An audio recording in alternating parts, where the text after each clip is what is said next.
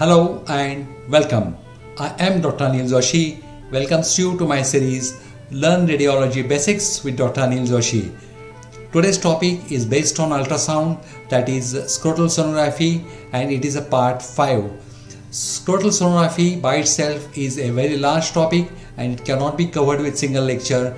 That is why, according to the convenience, we have divided into the 5 parts. Today's lecture is on part 5. Let us start it with disclaimers, acknowledgement and disclosures. The cases, the illustrations are all our own. The theoretical material or which tells about the clinical aspect is from the departmental routine teaching activity. We are not aware of their raw source, but we are very sure that they are free of royalty. We acknowledge with thanks those who has done it. Possibly they are done by our earlier PG students. Now this chart shows you that there are multiple different videos and there are multiple topics the videos covers. Now today's topic is from the lecture 5. Let's start with hydrocele. Now what is hydrocele? We'll come to the etiology. Now hydrocele is a collection of fluid around one or both testicles and causes swelling of the scrotum or the groin area. It commonly occurs in men older than 40 years. Causes of hydrocele is unknown. Inflammation or infection of the epididymis or the testicle is often found, as we are going to also see in our film reading session. In rare cases, it may be caused by cancer of the testicle or left kidney. So what are the types of hydrocele? Communicating. A communicating hydrocele occurs when the sac surrounding testicle does not close all the way. It allows fluid to flow in and out. And what is non-communicating? Non-communicating hydrocele occurs when the sac closes but the body does not absorb the fluid. The remaining fluid is typically absorbed into the body within. So these are the diagrammatic representation of the hydrocele.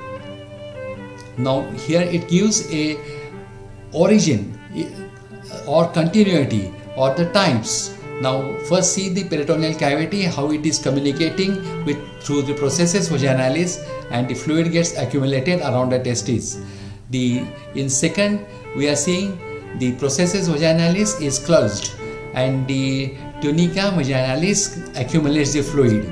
In communicating hydrocele, you are seeing how it is communicating with the peritoneal cavity, and then is the hydrocele of the cord. It is encystate localized collection, and the last is hydrocele of the tunica vaginalis. These are the subtypes of the hydrocele.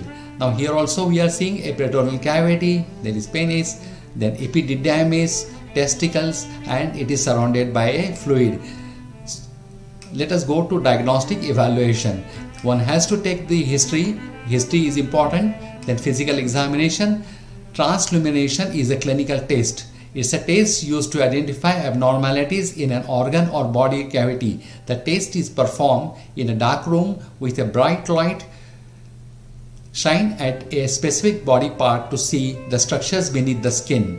And ultrasound of the scrotum is again an investigation of choice, and it is done to rule out presence of fluid or any underlying testicular pathology. The blood tests are done to rule out infective process. Now about hydrocele etiopathogenesis. Hydrocele is a serous fluid collection between the parietal and the visceral layers of the tunica vaginalis. The tunica vaginalis is a mesothelium lined sac that results from closure of the superior portion of the processus vaginalis. The facial structures normally covers the entire testis except the posterior border. It has a visceral layer and an outer parietal layer that lines the internal spermatic fascia of the scrotal wall. This disorder is generally asymptomatic and is felt as a painless swelling around the testicle. A small amount of serous fluid between the layers of the tunica vaginalis is physiological. Hydrocele is formed by an echoic fluid with internal echoes due to protein or cholesterol contents. The presence of septation is often associated with infection, trauma, metastatic diseases. Then it is commonly present as a painless swelling. That is the clinical presentation. Now what are the types? Is a congenital is due to patent processes vaginalis. This we have seen in the diagram shown little earlier, allowing peritoneal fluid to accumulate in the sac. And then is the acquired hydrocele. There are either idiopathic due to overproduction or impaired absorption of the serous fluid. It is secondary to the infection, torsion, trauma or tumors. These are the two types of hydrocele. Now here we are seeing a normal abdominal cavity and the testicle and the scrotum. Then we are seeing non-communicating hydrocele. So there is no communication, and the communicating hydrocele has got continuity with the peritoneal cavity, and the hydrocele of the cord is the encysement. Now what is role of ultrasonography in hydrocele? The scrotal ultrasound is essentially to rule out testicular pathology in these patients. A massive hydrocele may compromise blood flow within the testes due to pressure effect. Vascular resistance in the testicular artery is increased, and the color Doppler ultrasound may demonstrate an increase in caliber of the capsular arteries. The fluid frequently accumulates at the ventral side of the testes and press the testicle towards posterior aspect. If the collection contains septa, that is the partitions, consider a possibility of hematoma, that is after trauma. Patient gives history of trauma. A so-called hematocele. Hydrocele may or may not require treatment. Now we have seen that it may or may not require treatment, but there are conditions when a hydrocele may need a treatment. We should know briefly. If the infant has a hydrocele, it will probably go away on its own in about a year. If the child's hydrocele does not go away on its own or become very large, the child may need a surgery by a urologist. Needle aspiration may be done. Sclerotherapy is done to reduce the reaccumulation. In adults, hydrocele typically go away within 6 months. So these are the cases we are seeing. Here the epididymis is enlarged. It shows a cyst. So it is showing a congestive changes. Then with Valsalva's and Muir maneuver, there are pressure changes. So this is enlarged epididymis, congestive changes and a small hydrocele. Here also we are seeing epididymoarchitis with hydrocele. These cases are different. Now thick capsular wall again indicates there is some chronic process. The fluid is seen around the epididymis. So these are the different cases. We are seeing different cases. The pathology is of hydrocele and associated other abnormalities. Now this is the hydrocele of spermatic cord, as we have seen in the diagram just now. These are the cases of epididymoarchitis and how they are associated with hydrocele.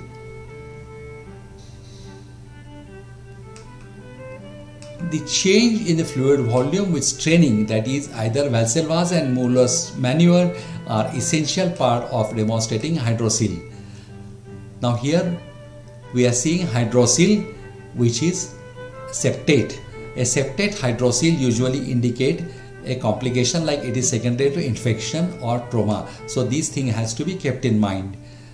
Now here what we are seeing is decreased vascularity, there is a fluid accumulation, and the opposite testis is showing fairly good flow, the cord is showing fairly good flow. In such condition we have to keep in mind these are likely to be post-traumatic and the blood supply to the testes is hampered. So in that condition we have to rush for the treatment.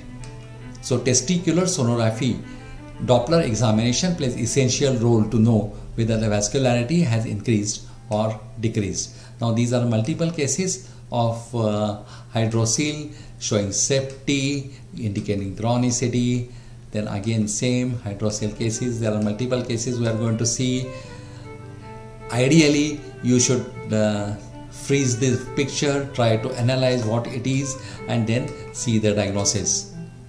Then we come to the next entity, that is a pyocele. What is a pyocele? Pyocele is an accumulation of purulent material within the tunica vaginalis, and it is most often occurring because of untreated epididymoorchitis. Pyocele present with acute scrotal pain and symptoms of sepsis. So on ultrasound, a pyocele also appears as heterogeneous on ultrasonography. Gas may be identified depending on the causative organism causing infection, or there may be hyperechoic reflections and shadowings if there is any calcification. Now here we are seeing the cases of pyocele. This is all infected. If you find a color Doppler activity, then you have to think of the infection. So complex heterogeneous fluid collection in scrotal sac without septi. You may get septi or you may not get septi. If you get a septi, think of chronicity, but not essentially you should get septi in all the cases. Here we are seeing the calcification, which indicate the pathology is long-standing.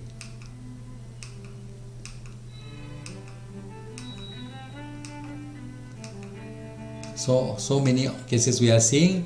So after that we'll come to the next topic, that is the varicocele. Now let us come to introduction. Varicocele is a dilatation of pampiniform plexus of the veins, a network of many small veins found in the male spermatic cord. It is the most frequently encountered mass of the spermatic cord and is characterized by abnormal dilatation of the pampiniform plexus. It can be asymptomatic. So let us know normal anatomy, since the topic is important and we are going to know the anatomical variations to diagnose as the varicocele. Now union of multiple spermatic veins forms back of the testes and epididymis. They ascend along the cord in front of the ductus deferens below superficial inguinal ring. They unite to form 3 to 4 veins in the inguinal canal and then enters into the abdomen through the deep ring. They form 2 veins which unite as the testicular veins into the IVC. Now they drain from testes, epididymis and vas deferens into the spermatic veins, then into the left spermatic vein drains into the left renal vein. So above we are seeing the right side, now we are seeing the left side. However, the right side spermatic vein drains into inferior vena cava and then into the right renal vein. Now these are the normal anatomies we can see. Now what is the clinical presentation? Seen commonly in men aged between 15 to 30 years and elderly after 40 years. So 2 specks, 15 to 30 and after 40. Most common palpable mass of the spermatic cord, described as a bag of worm, is felt clinically and commonly found on the left side, because left side they drain into the renal vein. Then since the left testicular vein is longer, connects to the left renal vein at angle of 90 degrees. So the angle formed by the testicular vein and the renal vein is 90 degrees, resulting in increase in the pressure. The right testicular vein drains directly into IVC and then can be dilated secondary to abdominal or pelvic malignancy. Then compression of the left renal vein by the superior mesenteric artery, and this is called as the Nutcracker syndrome. So Nutcracker syndrome is when left renal vein and superior mesenteric vein, they compress. Varicocele form due to impaired drainage of the blood from the spermatic cord, causing abnormal dilatation of the pampiniform plexus. Now causes. It can be idiopathic and form by incompetent vein walls. It can be the secondary varicocele are due to increase of the pressure in the spermatic veins caused by an extratesticular process including cirrhosis, hydronephrosis, or abdominal or pelvic masses. Varicocele is more common on left side of the scrotum for the reasons we have seen before. Now, what are the symptoms? The scrotal mass, swelling, pain, atrophy, infertility. Then the pain can be unilateral or bilateral on exertion. If not detected in routine examination, standing with increased pressure, cuffing and straining are usually done. We follow Valsalva's and Muller's maneuver and the examination is conducted in standing position.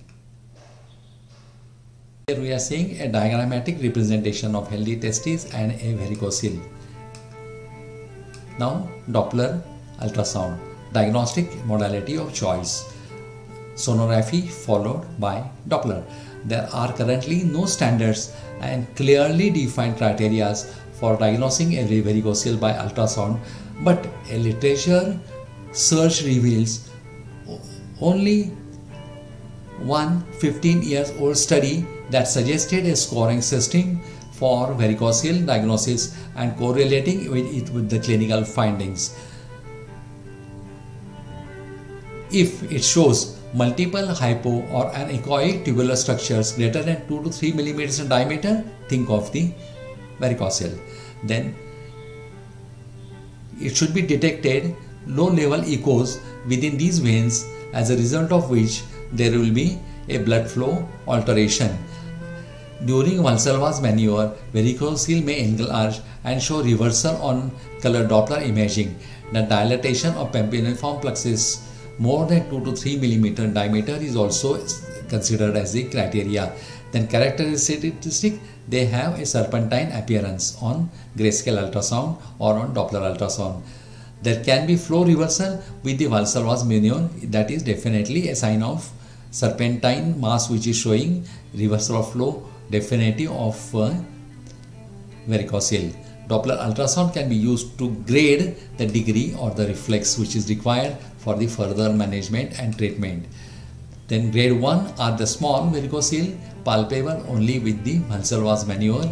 Grade 2 are moderated varicocele, palpable only without Valsalva's maneuver. Grade 3 are the large varicocele, possibly through the scrotal veins, and subclinical are the varicocele detected only by the Doppler examination. Now there are certain more criteria and scoring system. First is less than 2.5, 0, 2.5 to 2.9, that is 1, 3 to 3.9 is score 2, and 4 or more than 4 is 3. So this is a scoring system. Then plexus sum of the diameter of the vein. This is another type when the plexus with some diameter is more than 3, then plexus with some diameter more than 3 to 5.9, or that is 6, and with the sum more than 6 are the different types of grading where we can know that there is a varicocele. Change of flow velocity on Valsalva's maneuver. Again, there are certain criteria which are below there. If the total score is 4 or more, it determines the presence of varicocele. So these are the different methods which we are seeing. They are used to diagnose varicocele.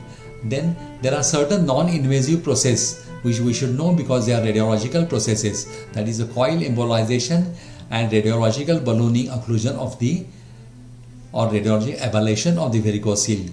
This is a non-surgical procedure. Steel coils or silicone balloons catheter introduced into the vein below the groin through a niche in the skin. Then X-ray guidance, under the X-ray guidance, the coil or the spring is passed.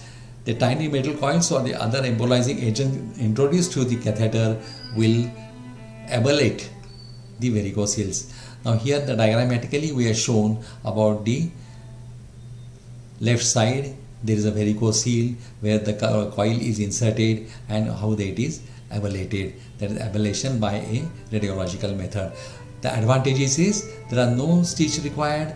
Patient can go home within 24 hours. The lower rate of complication.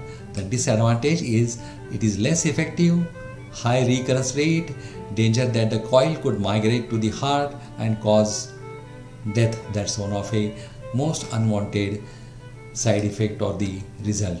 Now here we are going to see a lot of cases about the varicocele. The criteria we had discussed. There is dilatation of pampiniform plexus and the serpentigenous appearances are the common factors which we are going to see in all these cases.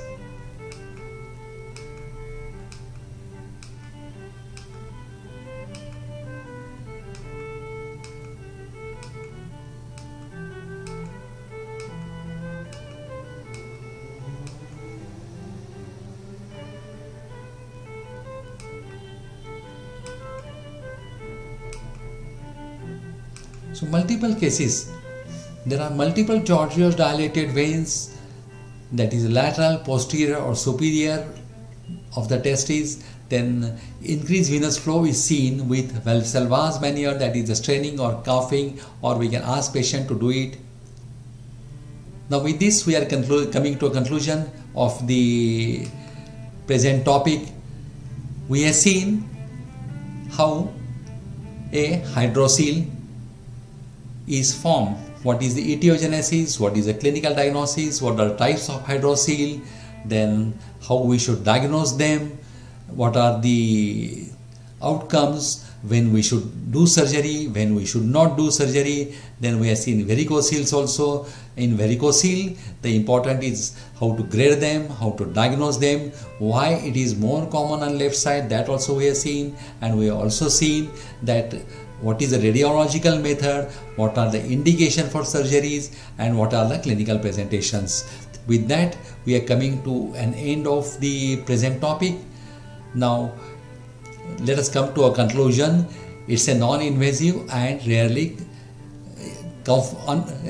uncomfortable. So we are talking of the advantages of ultrasound in testicular masses or in scrotal sonography. So ultrasound is non-expensive, rarely uncomfortable, widely available, easy to use, less expensive, safe without radiation, can be a guideline for minimally invasive procedures.